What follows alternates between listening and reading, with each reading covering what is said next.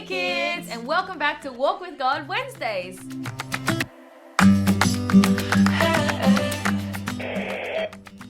Hello, hey Jeanette. Hello. Yeah. Hey, Jeanette, hello. Yes, are we in there? Hello, Jeanette. Hey Jeanette.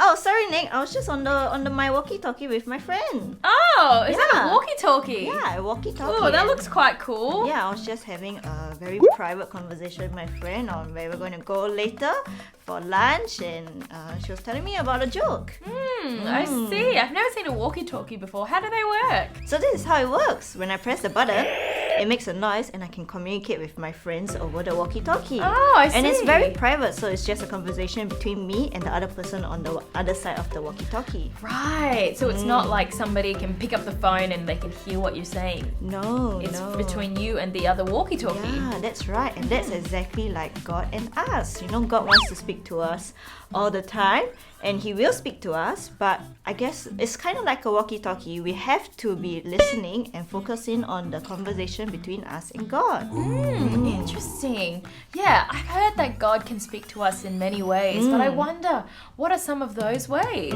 That's right. So now let's have a chat about what are the different ways that God can speak to us. Ready? On the count of 3, we want you to hit pause.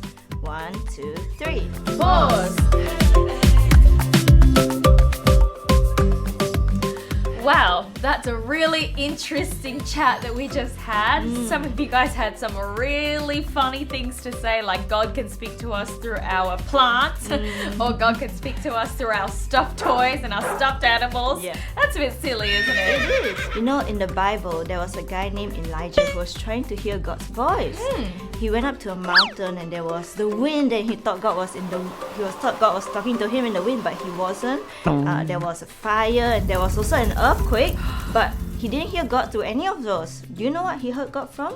What? You know, 1 King chapter 19 verse 11 and 12 tells us that God spoke to him in a still small voice. A still small in a voice. still Wow. small voice. You know, that's like when we are learning to hear God's voice.